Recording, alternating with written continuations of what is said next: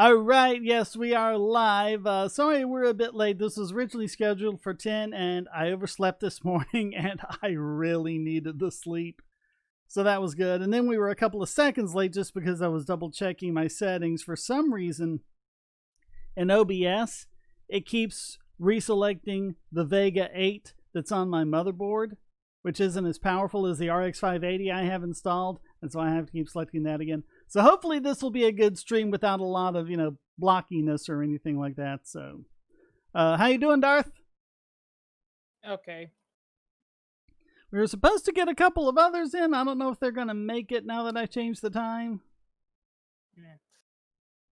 Neo Geo, morning Liberty lovers, or as they put in the text comics, or according to SJWs, we're fascist lovers. Don't know why. Darling fascist bully boys. Yeah.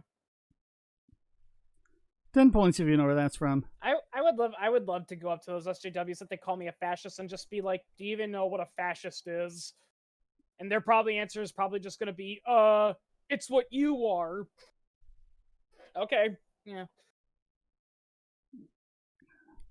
Hello, Scorch. Hello, Bush, Dark, Richaldino, I'm sure how that's pronounced, and Neo Geo. We are going to be doing the Sapply political quiz, and initially the one I was linked to was done up like the political compass, and they have this other version that I decided to use that's it's the same questions, but it's done up like the 8 values quiz, which I think is a much nicer interface, and people have been reporting a bunch of problems with the political compass version of this quiz. And I kind of figure if you're doing a live stream, have everything go, and everyone says this version works a lot better. So I figure we can get started. Hello, Persian. It's going pretty well. So I'm not even sure what the Sapply is really, supposed to be, but I guess we'll see when we.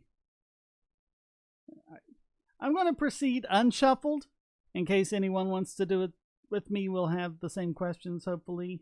So let's go ahead and get into this. All right.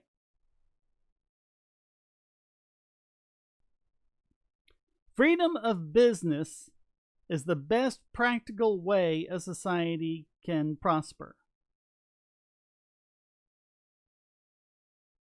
Not really sure what freedom of business is supposed to mean.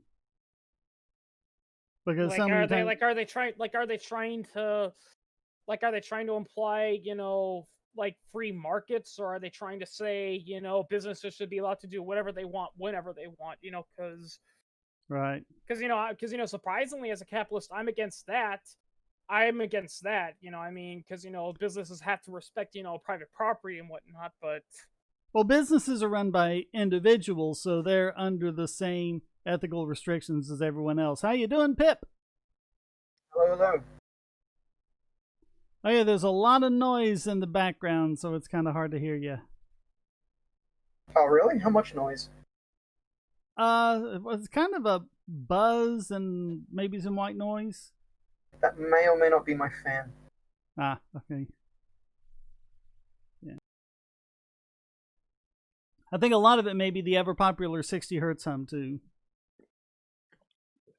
Grounding is fun. All right, I'm just going to say strongly agree because I think they're asking about like business regulation and stuff like that. Charity is a better way of helping those in need than social welfare. Agree with that. Oh, yeah, definitely. Wages are always fair as employers know best what a worker's labor is worth. I don't like the way it's phrased. Yeah, because that's another thing I hate. The reason why wages happen like that is because it's that equilibrium. Because like you said, employers want to get the most labor for the least amount of payment, and the worker wants to do the least amount of work for the highest amount of payment. Then that's what the wage usually is. It's usually that equilibrium that gets met. Yeah, it's the point where they agree. Yeah. So, a worker would love to be able to hire people at 3 cents an hour, but he's not going to get a lot of people applying for a job at that level, even if there is no minimum wage. And everyone would love a job, where you only got to work 2 hours a day and make $100 an hour. But we know that's not going to happen. So yeah. I'd love to have a job making $1 million a day. That would be yeah. That would be really nice. Why don't you lobby the politicians to do that? Yeah.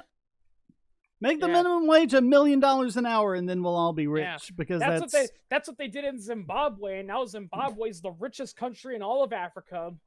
Yep. Look at all of the numbers people have on there.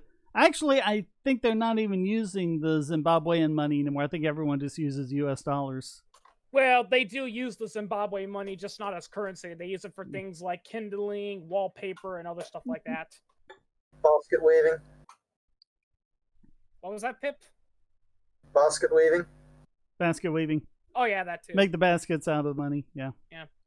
I'm not gonna lie, some of those actually look really nice. Alright, but wages are always fair for that reason, but it's also subjective, so I'll go with it. It is human nature to be greedy. Well, how are they meaning greedy? In the economics definition of the term, greed is wanting something more than already exists. And I think I've told this story before, but it's one of the bases of economics that our desires are infinite. We're always going to want something more. And I had a guy tell me, "No, I'm not like that. I have everything. I don't want for anything." And it's like, okay, so you're telling me that if you got cancer, you would not want a cure? Yeah. You don't want starving people to be fed? Yeah. You're fine with everything exactly the way it is? Yeah. So that's what greed means. I'm not sure how they're meaning it. Yeah, John Stossel was once interviewing Ted Turner about greed, and Ted Turner, I don't like that guy, but he did bring up a pretty good point. He basically said, look, when you really look at it, everyone's greedy to some degree. Mm-hmm. Yeah, But greed is tempered by loss aversion, and loss aversion is wanting to keep what you have. So when your greed makes you go out and try to get something more, well, there are costs involved in that. Yeah. And so you're going to do a cost-benefit analysis, to say, is it really worth risking all of this stuff that I have to try and get that? And that's kind of what tempers it. Yeah, loss aversion. I've actually heard from a lot of people saying that's actually the real number one cause of bankruptcy. It's not taking on more debt that you have. It's basically putting everything you have into something when it's clearly not going to work and probably will never work, But that's the sunk cost fallacy. That's a literal example of it. Yeah. Yeah. Yeah. Persian says, do you think China doesn't work on greed? Of course they work on greed. Oh yeah, the Soviet Union worked on greed. Yeah, Milton Friedman pointed that out. Every society runs on greed. Maybe what they're greedy for might be different, but the emotion is still there. I strongly agree. Exploitation is an outdated term, as the struggles of 1800s capitalism doesn't exist anymore. Well, I think it's a meaningless term. It's just kind of a buzzword to make things sound bad. It's not an argument. Yeah, it's like, and funny they bring up 1860s. Like, if you were a poor, illiterate Irishman coming to America, and some factory worker, said, you know what, you may be Irish, but I do need some extra hands on my factory. I'll hire you, and they'll say, and here I'll pay you 26 cents an hour, which adjust that for inflation. And if the Irishman said, yeah, okay, that's fine, and even though there might be jobs that pay more, he still voluntarily took that job. Well, the socialists will say, that's exploitation. Yeah. Yeah. Communism is an ideal that can never work in practice. I think we've pretty much seen that. Yeah. And despite what they say, it doesn't even work on paper, because when you read it, you're just going to be thinking, okay, well, who's going to pay for all this, and who's going to, make sure that everything's collectivized? That's why, sorry, ANCOMs, anarcho-communism is an oxymoron, because it's impossible to be communist without some sort of central authority, because here's the thing, when anarcho-communism has been tried in its purest form, two things usually happen. one, people start stealing and looting from each other and everyone starves to death, or two, people become capitalists. Well, and it's the old thing about, who are going to be the sewage workers. Yeah. If everyone gets, equal, compensation for everything they do, and they're all equal in society no matter what they do, then who on earth would be a sewage worker? And I mean, a lot of people don't realize this. Noam Chomsky actually came right out and said, well, we'll need to force everyone to be sewage workers for a couple of years. It's like, okay, so you're going to bring him down there and have the overseer have a whip and make everyone do the sewage work. Yeah, really nice. Yeah. Well, yeah, you said that's what happened in Plymouth Rock at first, because they practiced basically a Christian form of communism because everyone was equal under God, and the result was that there was short food supply because nobody had an incentive to do the dirty farm work that was needed to maintain the crops and land. Yeah. Taxation of the wealthy is a bad idea. Society would be better off without it. Same with all forms of taxation. Taxation is theft. Yeah. Taxation is theft. Yeah, that's a thing Yep. about the debate of You taxes. don't need anything in the middle. What was that, Pip? Taxation is a bad idea. You don't need anything in the middle there. Yeah.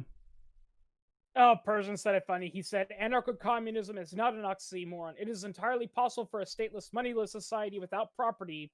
Doesn't mean it will work, though. Yeah. Yeah. So, yeah, I've used the analogy before, like, if you have an ANCAP and an ANCOM society, and you have one that's just overproducing shoes, and everyone has shoes, and they're sick to death of shoes. No one's producing shirts, and so everyone's just walking around with shirts that are faded and torn under the arm and everything. Yeah. We need more people to leave the shoe factory and go to the shirt factory. Well, how are you going to do that? Apparently there's some reason, some compunction for not, maybe at the shoe factory, all you do is sit down and push buttons, but the shirt factory, you have to stand up and turn cranks and move things, and it's harder work, and no one wants to do it. So how do you do it? Well, in capitalism, you have the price mechanism, which means that shoes are dirt cheap if people are buying them at all, and no one at the shoe factory is making any money. Shirts go for like hundreds of dollars or something like that. And so a lot of people at the shoe factory say, hey, I'm going to go work at the shirt factory and make some more money. And then that way you decrease the production of shoes, increase the production of shirts, and get everything back in balance. In fact, it wouldn't get out of balance like that in the first place for that reason. But what's the communists going to do? Because they don't have money. They don't have a price mechanism. You've got people who are working in the shoe factory who don't want to go work in the shirt factory. You're going to have to make them somehow, which means you're going to have to create a state. Yeah. Oh, that's not true, comrade. We got a bureau of public need talking about it. Mm-hmm. Yeah, Oh yeah, the syndicate. Yeah. Yep. Because that's not a mob at all. No. Yeah. Yeah. The harder you work, the more you progress up the social ladder. Yeah, it's poorly worded, but it is true. I mean, look at Jeff Bezos. Well, I mean that's up. I would say that's up the economic ladder. The social ladder, I'm thinking, is more like, when you start, talking among like the upper crust, to have cocktails and things like that. Well, and who's summer in the Hamptons. To the question's defense, quite a long time ago, it was, that it is true that wasn't true because, there were a lot of, political rules in place that said, oh no, it doesn't matter how much money you have, you got to be born into it. Actually, that's another thing. That a lot of people ignore about the Great Gatsby is that Gatsby isn't like, not just because, he's out of style, but because he's a self-made man and everyone he's trying to hang out with, they're old money, meaning that, oh, we never worked for our money. We got it because our great-great-grandpa, was an industrialist and he passed his family wealth on, old money as they called it. Yeah, and there's like a completely different culture there. Yeah, All right. I'm going to do neutral on this one because it's such a bad question. Yeah, it's badly worded, Because, I mean, yes, it is true, but like I said earlier, there are some political conditions in many places to this day where it's also not true because it doesn't really happen in the United States, but there's still plenty of third world countries that still have, social caste systems in place, and it doesn't matter how hard hard you work and how much money you have, if you're not in, the quote unquote caste, you're not gonna get anywhere. Persian says it very well. He says it's not about hard work. You're paid in proportion to how much society would care if you didn't exist. If you weren't doing the things you were doing, if you weren't creating the wealth for others, the benefit for the consumer. Yeah. That's how much you pay. That's how much you get paid. Organizations and corporations cannot be trusted and need regulating by the government. Yeah. So let's say that I don't trust organizations and corporations. Why on earth would I have them regulated by the government, who I trust even less?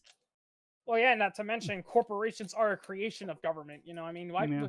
That's the thing people don't realize. Corporations don't just magically appear when a bunch of people get a crap ton of money. They're created when a business goes to the government and files, certain papers, and the FTC or something says, okay, here's what kind of business you are, and boom, you're a corporation now. Strongly disagree. Yeah. A government that provides for everyone is an inherently good idea. No.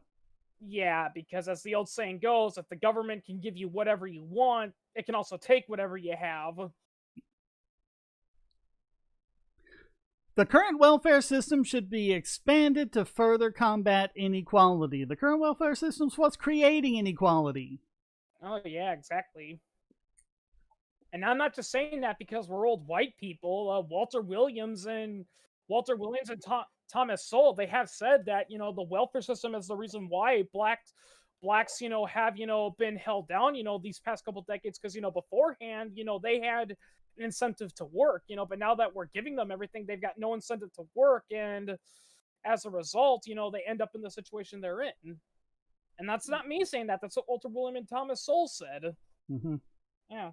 And for those who don't know who they are, there are a couple of economists who are black, and I know Williams, and I think Sowell as well, basically grew up in the ghettos. Oh, yeah. Yeah, Walter Williams, he goes on about, how he grew up in the ghettos, and how the irony is that, being in the ghetto and, living at the height of, of Jim Crow laws kind of taught him to be a libertarian, because he realized nobody was going to come give you a hand. If you wanted something, you had to work for it.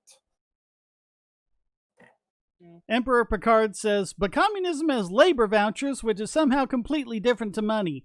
Yeah, it's amazing how many conversations, especially with those Venus Project people, you say, okay, well, how are you going to do this? How are you going to do that? How are you going to encourage someone to work at a job that's more difficult or that takes more effort or things like that? And they'll go into the work vouchers, and then they get a proportionality, and then they go into the level of exchange, and then I say, congratulations, you just created money.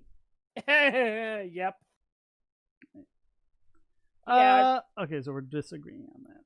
I mean, and the thing is, people have been, I think, people have always used money. I'm pretty sure when we were hunters and gatherers, we used quote unquote money. It's just, I'm pretty sure it was kind of like bartering, but even throughout the history of bartering, certain stuff was considered money. Like, for many centuries, in the early days of human civilization, grain was considered a form of currency.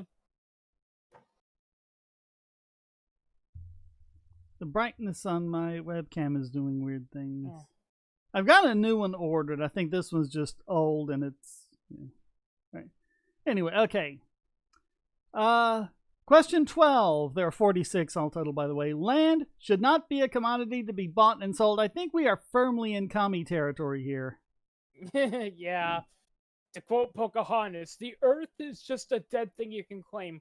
Well, Earth isn't a dead thing. It's just a rock that, that's what I hate about some of those environmental communists. They're like, oh, so Earth is just a dead thing for you to claim. It's like, no, Earth isn't alive. It's just a rock in the universe that happens to have the right atmosphere to support life. So yeah, it's got life on it, but the Earth itself is just a rock.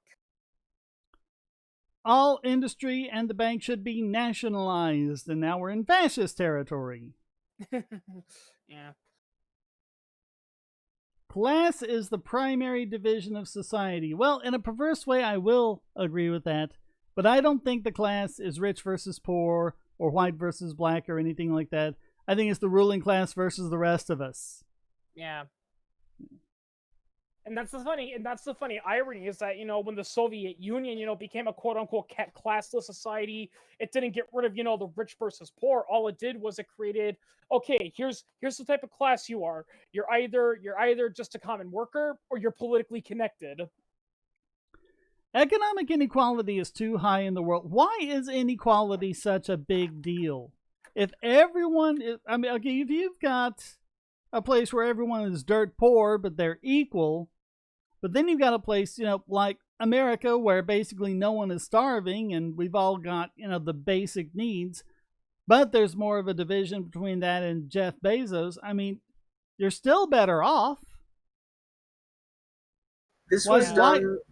Sorry, I'm drawing from a lecture that was about 3 or 4 years ago, but in that lecture they actually brought up like the Gini Equality Index, and they pointed out that the two most equal countries in the world in terms of socio-economic status is Denmark and Afghanistan. Which one would you rather live in? Yeah. But Denmark is socialist, said people who don't actually live there.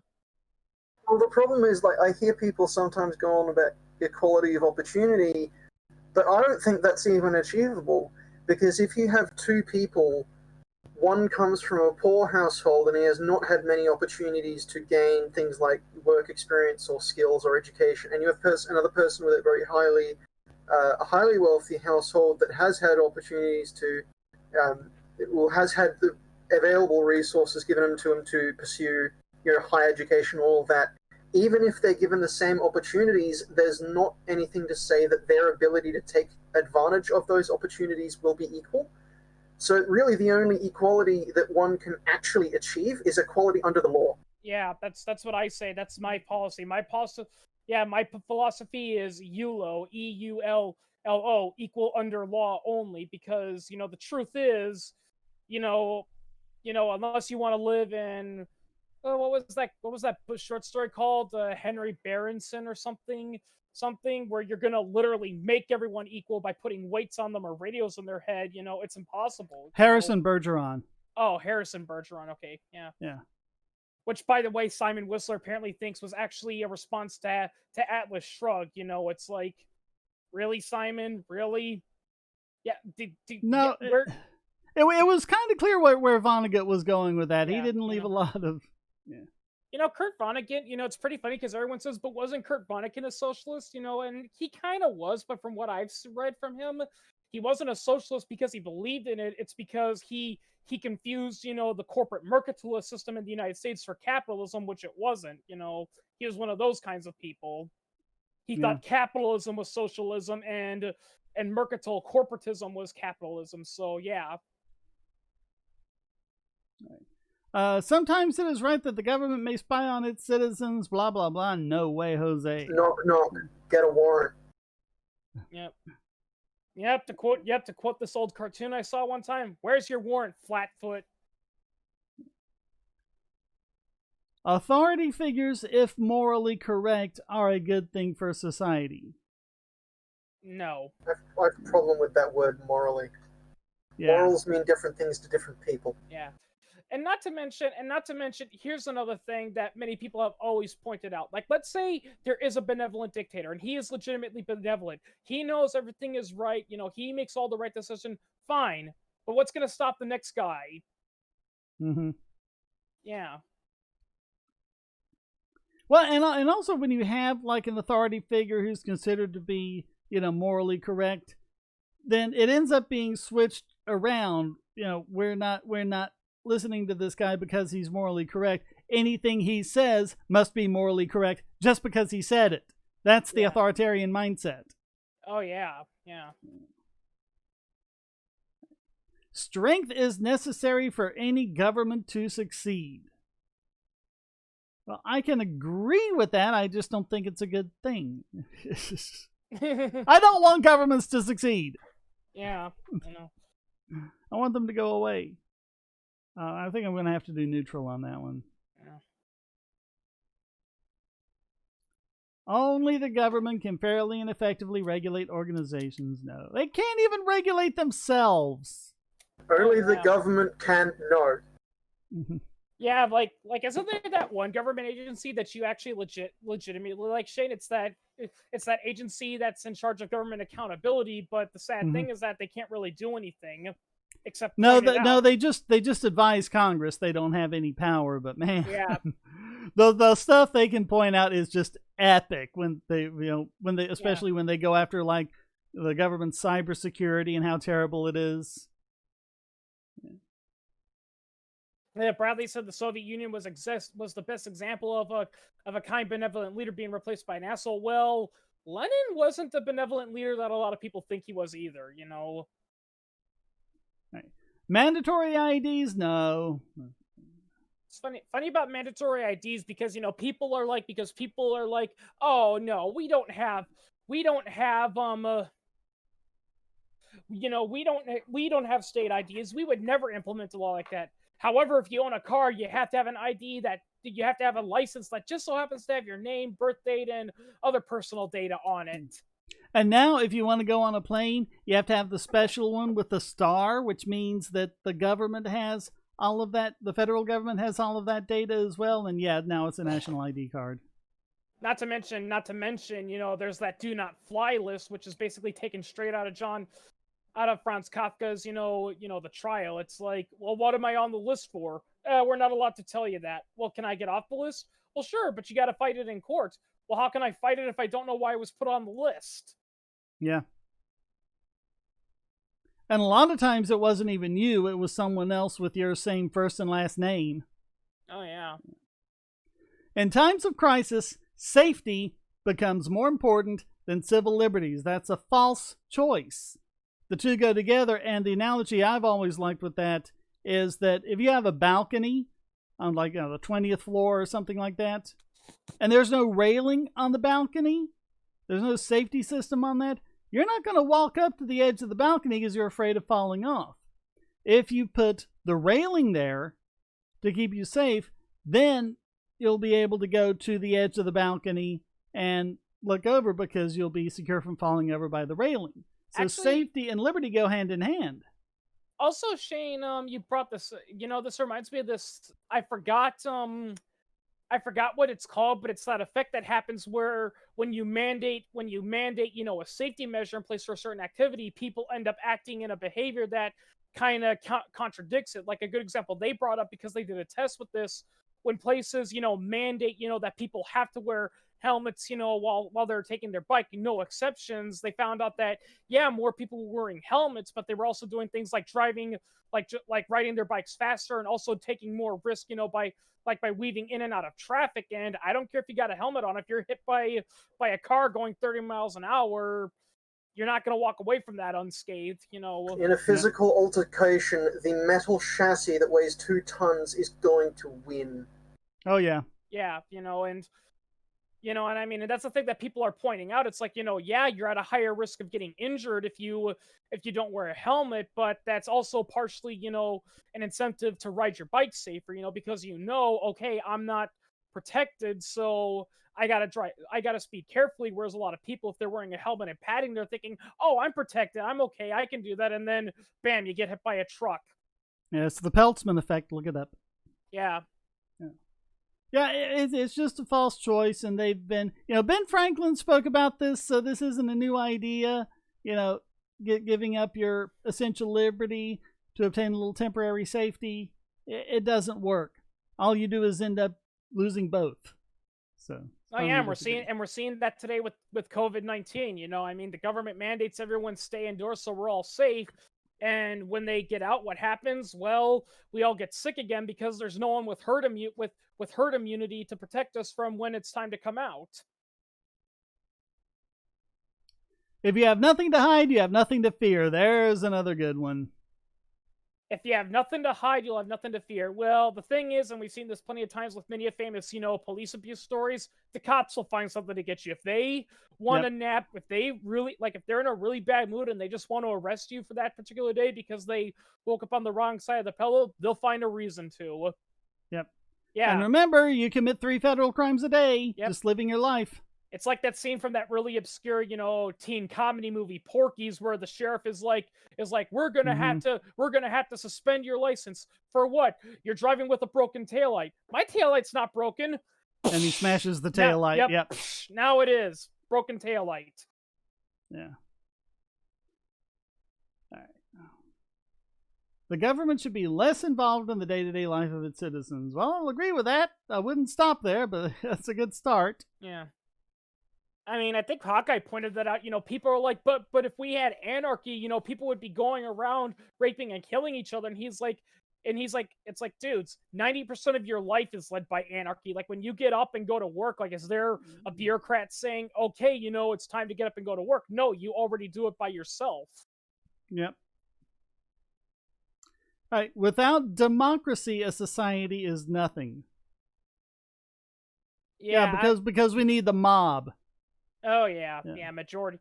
Yeah, a gang rape is democratic, Yeah, actually, Walter Williams brought this up pretty good when he was criticizing democracy. He's like, people think, democracy is the best, thing out there. But let's think about it. Imagine if everything he did,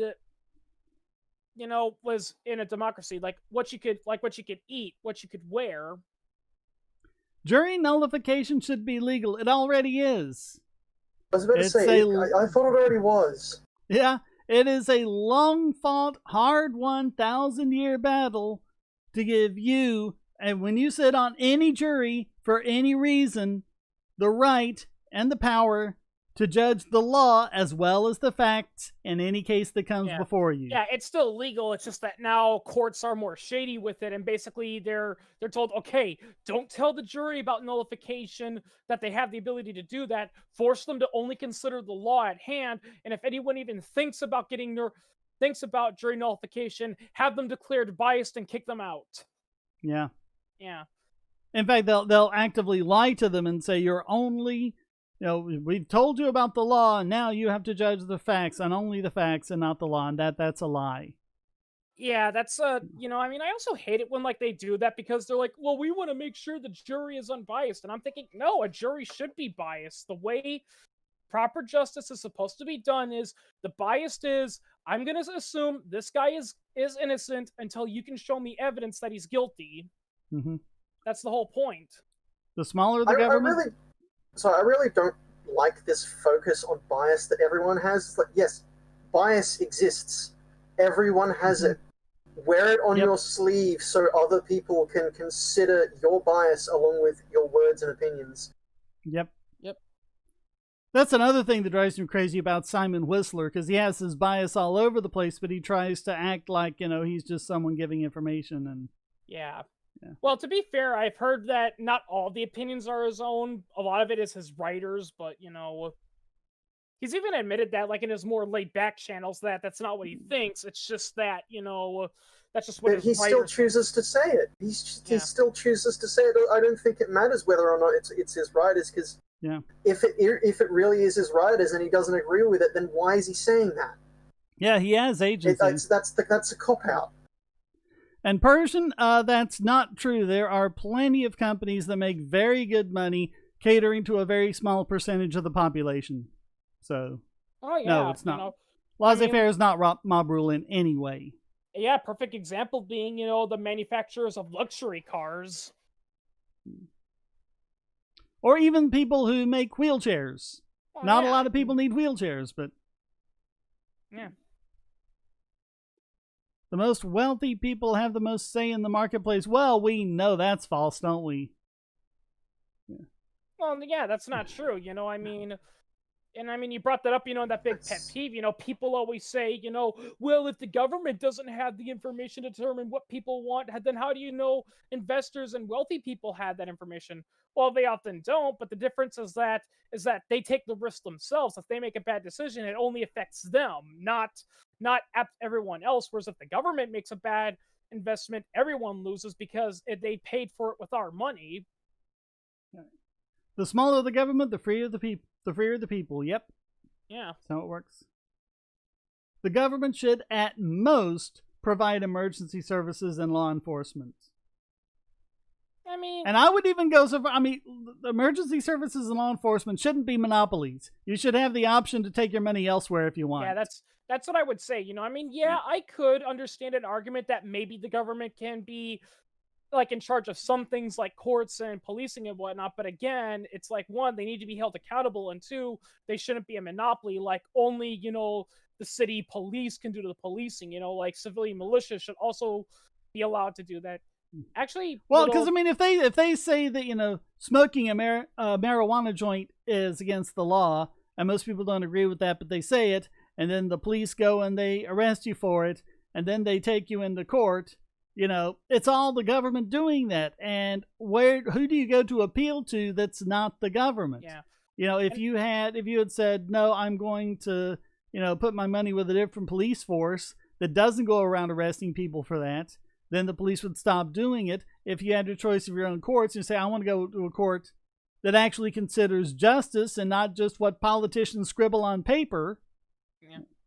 Should be able to do that. And actually, Shane, going back to civilian militias, doing that, people like to bring up that one story. I forgot what it was. Where those armed, citizen watchers, shot and killed that one black man. And the funny irony is that by doing that to criticize, they're actually proving that they're better, because you want to know what happened after they shot and killed the guy? They were immediately arrested and they're being charged, with manslaughter and whatnot. Whereas if the police had done that, there's a good chance they probably would have gotten away scot-free. Something qualified immunity is probably one of the worst things to happen to the US in quite a while. Yeah, actually. Yep. Yeah, That's actually, horrible. I'll just say this real quickly, then we can move on. Another good example of this is with PMCs. Like, a lot of people bring up, it's like, oh, we can't have private military corporations, doing that. Look what Blackwater did that one time in Iraq. They shot and killed 11 people. And I'm like, yeah, and you know what happened to those mercenaries? They were arrested and put in prison for murder. Whereas if the state drops a bomb on an innocent village and kills everyone there, what happens to them? Oh, well, it happens. The police was not made to protect the people, but to uphold the status quo by force. Absolutely. And to get revenue. Gotta collect that revenue. Oh, yeah. A lot of police departments say, oh, no, we don't have quotas, but many, many legit good cops, who have secretly videotaped their guys do say that. There was that one Alabama, police officer, who videotaped his boss, and his boss clearly says officers will have 100 contacts a month. 50 must be traffic, 50 must be non-traffic. Do not be the guy that doesn't make 100. And then the guy leaks it and gets fired. Oh, yep. State schools are a bad idea because the state shouldn't be influencing our children. Yep. Among other reasons, yes. Also, but they're funded through extortion. That's another reason. Yeah. And another thing too is that children love learning, but when you force kids to stay in a building and sit down and be quiet, for 8 hours a day, you take that away from them. That's the problem I had in school. I wasn't stupid. I wasn't a bad student. I just hated being locked up, in a building for 8 hours a day. Yep. 2 consenting individuals should be able to do whatever they want with each other, even if it makes me uncomfortable. 2 or 3 or 5 or 20, whatever. Strongly agree. Well, yeah, because An individual's body is their own property. Right, hold up. What? Who here has seen Andrew Heaton and Bragg did a video of citizens versus government. I love those, yeah. And they brought that up. That was absolutely hilarious. So I can have a relationship with anyone I want. I want to have an economic relationship with Cuba. Oh no. I was talking about the sexy relationship. Okay, so I can marry as many people as I want. No. You can only have one relationship at a time. Yeah. All right. What if I want to pay this woman for sex? Oh God, what is with you? No. Yeah, I don't want to pay. I don't want to. Brilliant. Yeah, I don't want to. Yeah. I'm gonna pay. I'm gonna get paid to have sex. Oh, you're disgusting. We're gonna throw you in jail while some guy films us and records. Oh, okay, never mind. Then sorry about that. Yeah, because then it's pornography and it's fine. Yeah. Yeah, I saw a joke like that. Yeah, it's like having sex for money is sinful and evil unless there's a guy with a camera recording it. Mm-hmm. Which brings us into the next one. An individual's body is their own property, and they should be able to do anything they desire to it, including taking a drug the government doesn't approve of. Yep, exactly. That's the funny irony is that, a lot of SJWs, love to hate on me, because I don't use their gender pronouns and whatnot. It's like, here's the thing, though. I'm not forcing you to not be transsexual. If you want to, modify your inappropriate parts, with surgery and take all these hormones, that's fine. The only thing I'm against is you forcing me to address you as that, A person should be able to worship whomever or whatever they want. Sure, I don't recommend it, but... Well, yeah, because we all know what religion does, but, in all honesty, that's why I kind of hate, the state theists, because, it's like they're really smart when it comes to religion, but they assume, well, if we get rid of religion, we'll all be a happier society. It's like, no, because if the big government's still there, it doesn't matter if it's religious or not, Yeah. Nudism is perfectly natural. Well, it's hard to argue with that. Well, yeah. So we have to make What's your clothes. point? That's true. Natural doesn't necessarily mean it's good. That's the naturalistic fallacy. Reminds me of this funny Hollywood Squares answer where Paul Lynde was asked, Paul Lynde, in what state was Abraham Lincoln born in? And he was like, well, the same state we're all born in, naked and screaming. Yep. Yeah. All right. Okay. Animals deserve certain universal rights. That's a very blanket statement.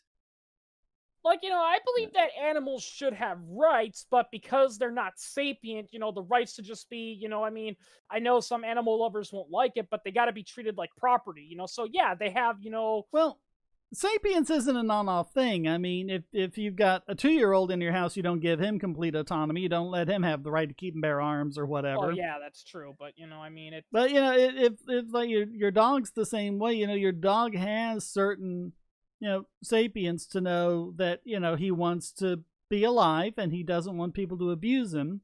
Well, and therefore it's wrong to do that. And, that's probably... higher with certain other, species like chimpanzees or... Yeah.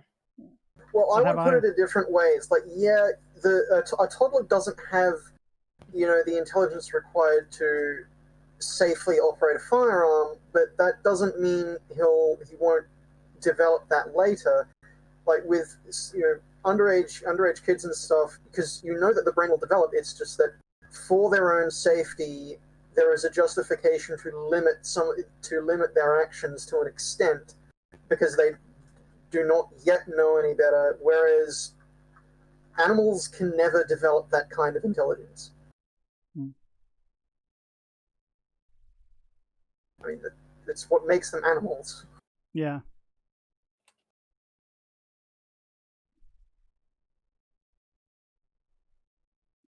Yeah, well, I mean, their brain isn't going to develop past that point, but even still, the toddler still has some rights. Yeah.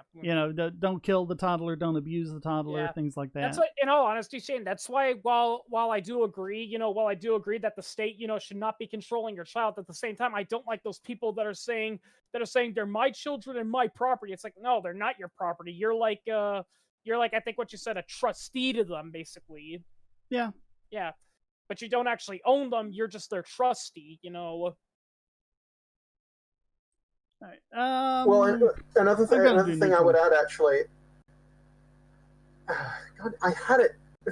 Now I've forgotten what I was going to say. I'm going to do neutral on this because it's worded too broadly. Yeah, I mean... It's going to depend on the species and what it does depend on... Right, hang on, yeah.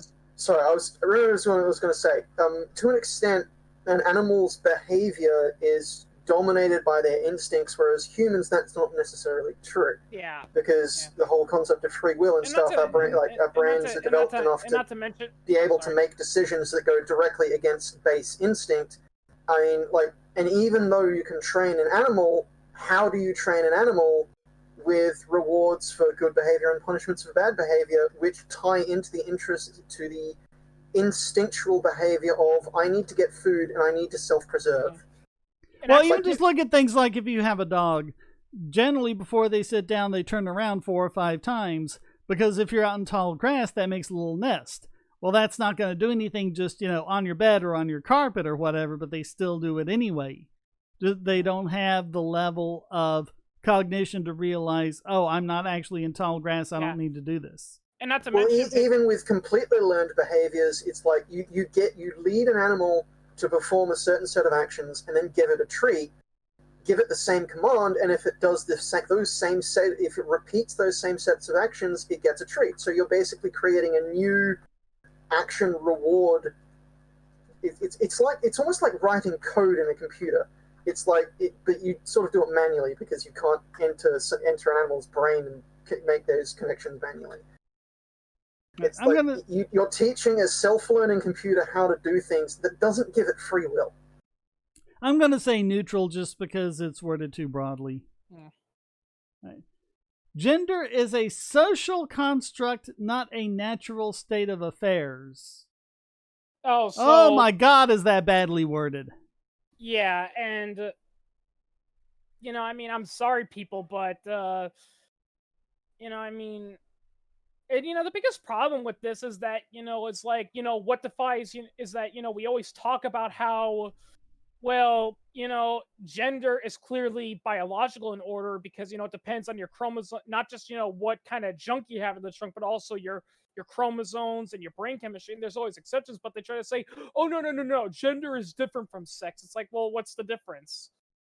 It's like gender is different from sex, and then they use the same language used to describe sex as describes gender. So I would just answer neutral because the language has been mangled so badly. This question has become entirely meaningless. Yeah, there are three concepts that keep getting mangled up. One is biological sex, which is the configuration of the plumbing and the chromosomes and everything. There's gender identity, which is that part of our brain that kind of models our body and where it is and basically what shape it is. And for most of us, even if that model isn't completely accurate, it's close enough that it doesn't cause problems. But gender dysphoria is when that model is, say, female, even though your body is male, and that can cause problems. And then there's a third concept that's gender expression, and this is more in the conscious or even subconscious areas of the brain, but the actual behavioral parts of the brain, which is where, everyone has, these weird mixes, to some degree. No one completely has male expression in all things or female expression in all things. So it's basically the part that determines, like, let's say if you're gay, it's the part that determines, okay, are you just going to be a guy who likes to have sex with other guys, or are you going to be RuPaul gay? Well, yeah, there's being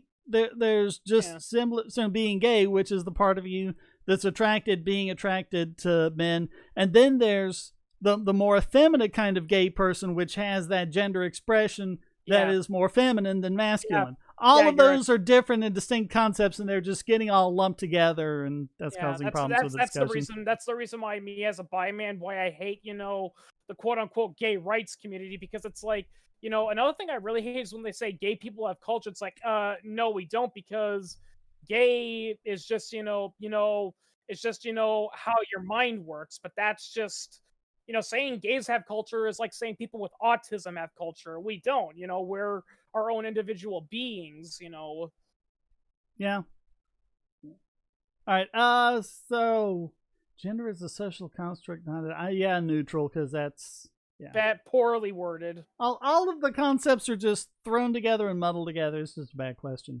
Yeah. Laws based on cultural values rather than ethical values aren't justice. I think I would agree with that.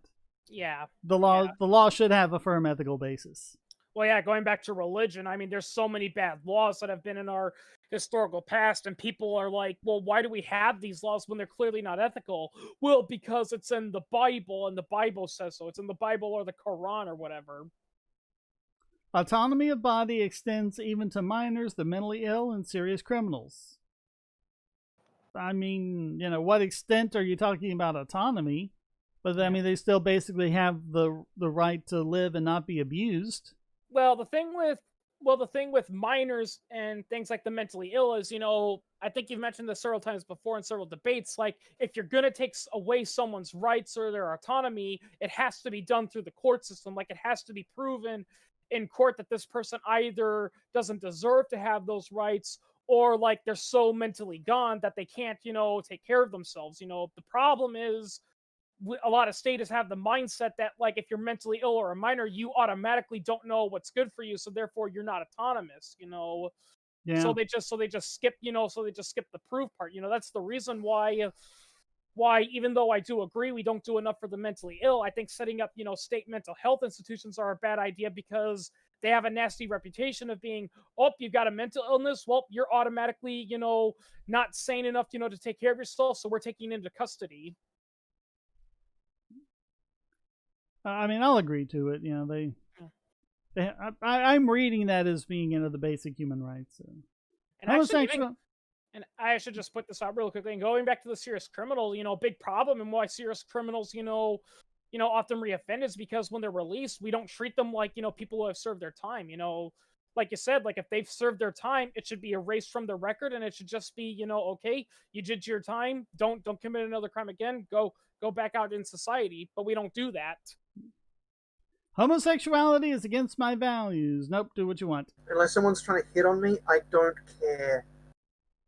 I've had guys hit on me and I really didn't care. I just, politely turned them down. It just wasn't a big deal to me. Yeah. Kind of reminds me of this joke I saw one time where a guy goes into a gay bar even though he's straighter than a flagpole, and people ask him, dude, why are you going to the gay bar? And he's like, because I'm a handsome straight guy. If I go to a gay bar, I get free drinks. Transgender individuals should not be able to adopt children. Disagree with that. Drugs are harmful and should be banned. No. End the war on drugs. Yeah. Death penalty should exist. No. Some of these don't require a lot of discussion. On the death penalty, the Legal channel did a really good, I want to say summary. It's a pretty long video, but it's still the summary of Leopold and Loeb, which is the prosecutor said that this case was tailor-made for the death penalty, and Clarence Darrow said, hold my beer. And he just proceeded to trash the death penalty because, they were guilty. Everyone knew it. They didn't have any, mitigating circumstances or anything. They weren't sympathetic. So the only way to defend them in their sentencing hearing was to go against the death penalty itself, and he did that beautifully and brilliantly. Yeah, and Victims, the best thing I can hear about the death penalty against it is, and people say this, is that if we decide, this person killed, so we should kill them. Well, when you think about it, morally speaking, that makes us no better than they are. Yep. Well, and this was shortly after World War I, where he was talking about how we as a society were glorifying killing, overseas, and then we're saying, oh, but killing over here is, and he's just pointing out all sorts of hypocrisies in society. Yeah, that's... I have had a couple of people whom I have no respect for their intelligence tell me that I shouldn't be opposed to the death penalty because I believe people should be able to defend themselves. The death penalty is not defending yourself. It is killing in cold blood. Yeah, it's after the fact, after the situation has been resolved. Yeah, there's it's clear, as I told this to Shane earlier, that's like, that's basically a status, not being able to tell the difference between rape and lovemaking. There's a huge difference between a guy, who comes at you with a knife and says, I'm going to kill you, and you shoot him in self-defense, and in the process he dies, versus a guy says, I'm going to kill you, and he does, and he gets arrested, and then they say, okay, and because you killed Pipsqueak, we're going to strap you to the chair. That's victimless. Oh, sorry. Yeah, I'm just going on to the next one. Victimless crime should still be punished. Nope. No, it's like, that's... One cannot be moral without religion. Nope. Deontology is the thing. Yeah, Shane, you know what I tell people, when they say, well, how can you be good without God? And I'm like, well, let's say something came up and said, if you discovered undeniable proof that God didn't exist, what would you be like? Would you be would you still be good and moral, or would you be a rapist and a murderer? And if your answer is the latter, then I'm like, then you need to go to a therapist and see some sort of, treatment, because if you say you would do that and the only thing that's holding you back is religion, something's wrong with you. Parents should hold absolute power over their children as they are older and more experienced. I think you said it best, Chris, with the word trustee. They're not owners, they're not kings, they're not, god emperors, they're trustees. Yeah. They have an obligation to the child, not power. And it's a really big pet peeve of mine that I've read from many, bad parenting, Reddit posts is when parents refuse to admit when they were wrong, when they punish their kids for misunderstanding, and rather than saying, "You're right, I was wrong, I deeply apologize," they always go, "Well, given the circumstances and whatnot." It's like, no, you were wrong. Admit it. And the last one, multiculturalism is bad. No, I got no problem with being multicultural. As long as it's not state enforced. Yeah. Yeah, that's the problem with Europe. The problem with Europe isn't multiculturalism. It's the state trying to enforce it, by saying, well, you've got to have X amount of this, X amount of that. It's like, no, that you can't force it. It's got to come naturally. Did you complete this test in a serious or at least unironic manner? Yes, I'm not Jacob. Yeah. I'd like to anonymously help with ideology assignments. Sure, why not? Yeah. How would I class myself? Well, I don't believe in left and right, but libertarian left is basically, communist for some reason, even though they're not libertarians. Yeah. I guess I would just say libertarian right. But this is still sounding like that political compass type stuff. Kind of hoping to avoid that. How to classify yourself? Libertarian. Libertarian left. You know what I call libertarian left? Their status or in the closet. On culture, I think I would be considered very progressive on culture. I'm okay with gay people and, saying bad words on TV and stuff like that. And by the way, Shane means progressive in the term that he's in favor of moving forward, not the eugenics progressive. Right. Not the term that the left has co-opted because they want to hide the fact that they want eugenics. Yeah. And I would view myself on economics. And I guess by right, they mean economically free. So, yeah, we'll say very right. How do you view yourself on authority? Very libertarian. Yeah. What label would you like to give to your ideology? I guess I can say anarcho-capitalism, or I can say voluntarism. Yeah, because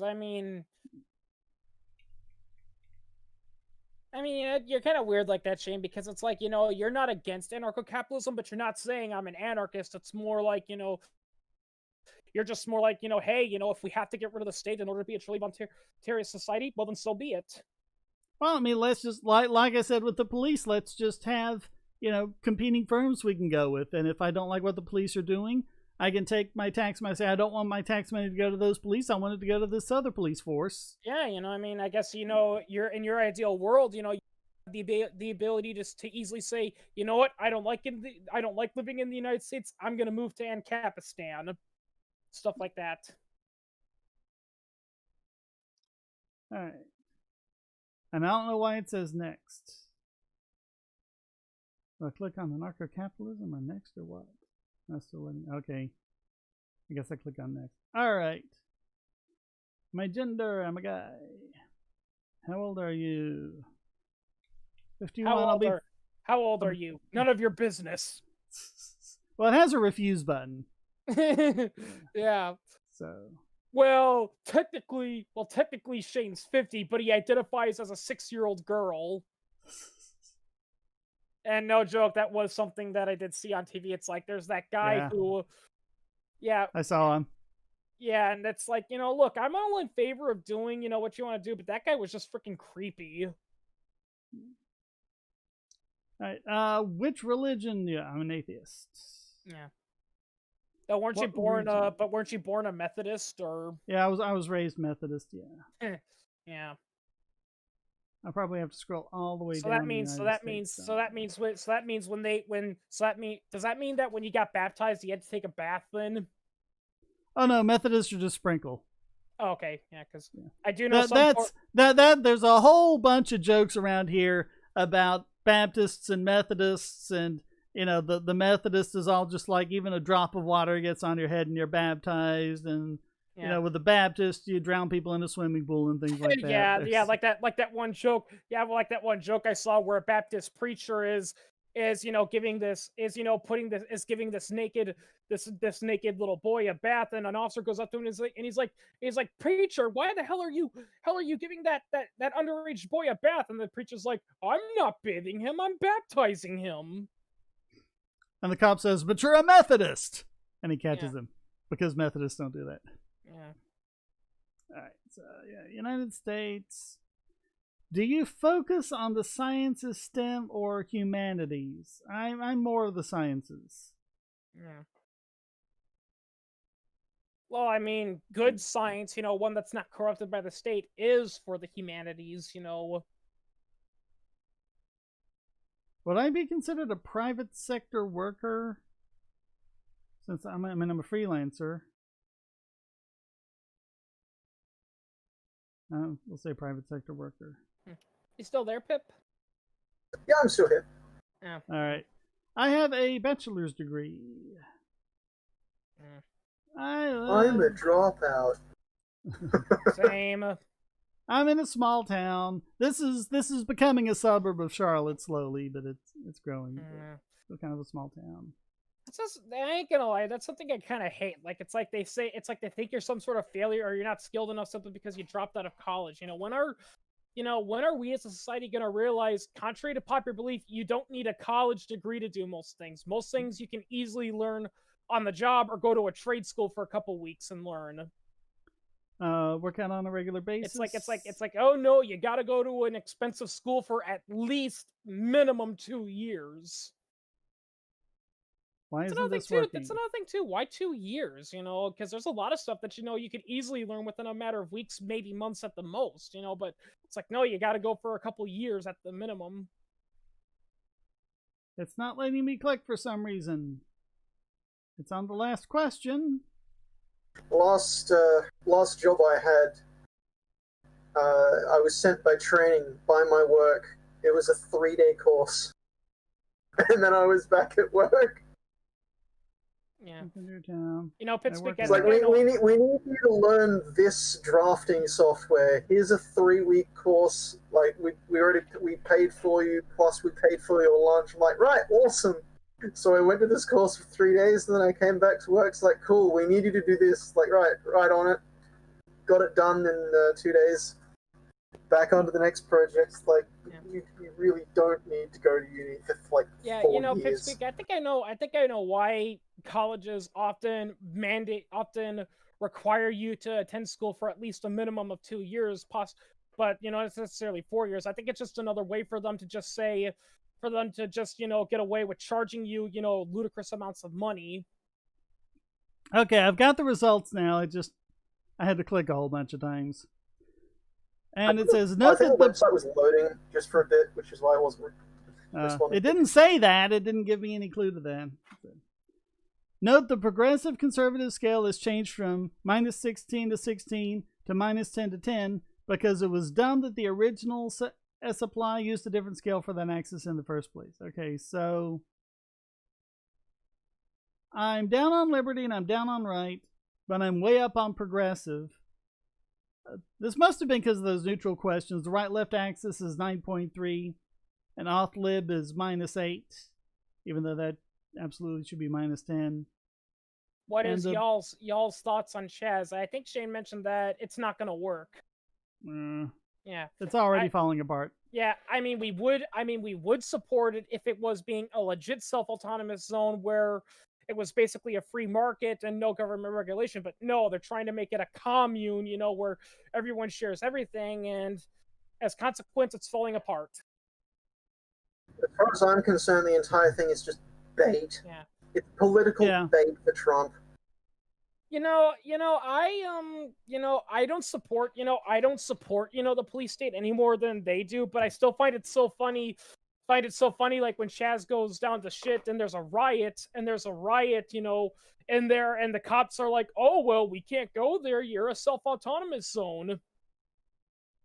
It's like that episode. I thought it was funny because they've been talking about how they're not a government, and then they're going out and saying, "Hey, if you want to be a business here, you have to give us some money," which is taxation. And then the cop comes up and says, "Well, that's clearly extortion. Anyone can see that's the very definition of extortion." It's like, hey, we agree, and that's how you're paid too. So, yeah, it reminds me of that South Park episode, you know, where people take on an F the police attitude, and the police are like, "Okay, we won't police anymore.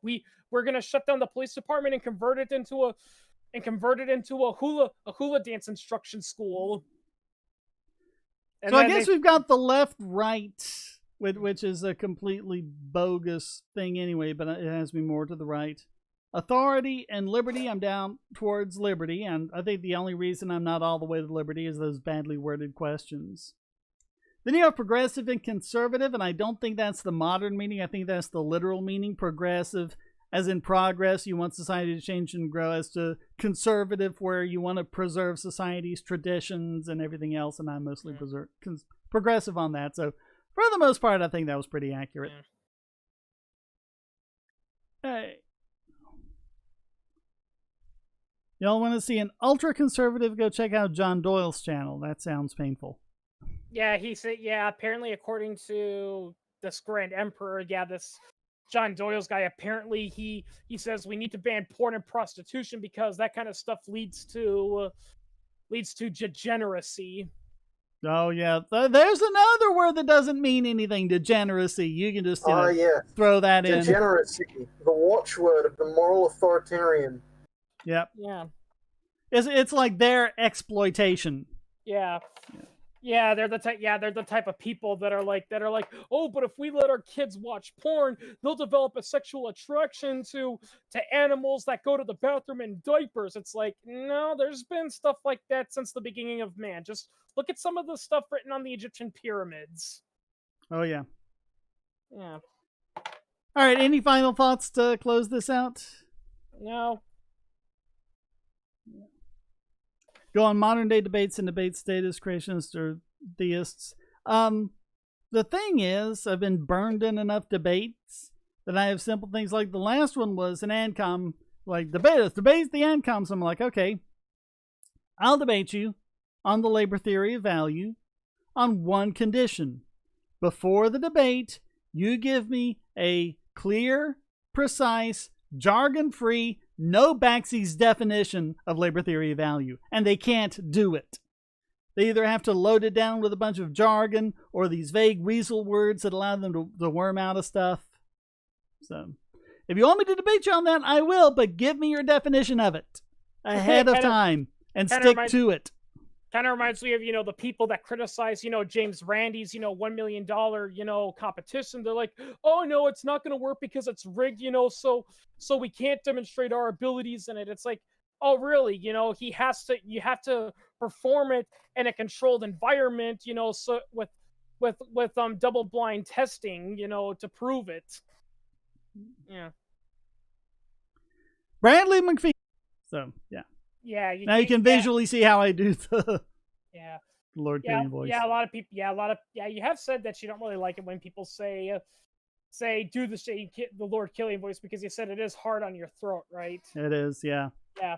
Yeah, but I'm a complete whore, so I'll do it for money. So if you send me $1 super chat and tell me to say something in it. All right, well, if there's nothing else, then I guess that's it. Thanks, everyone, for watching. I hope you enjoyed this as much as we did. Thanks to Darth, Pip, and briefly we had Tealgopher in. So thanks, guys, for thanks, guys, for participating. Oh, I didn't know Porky the Pig joined chat. That's all, folks. Stay strong and be for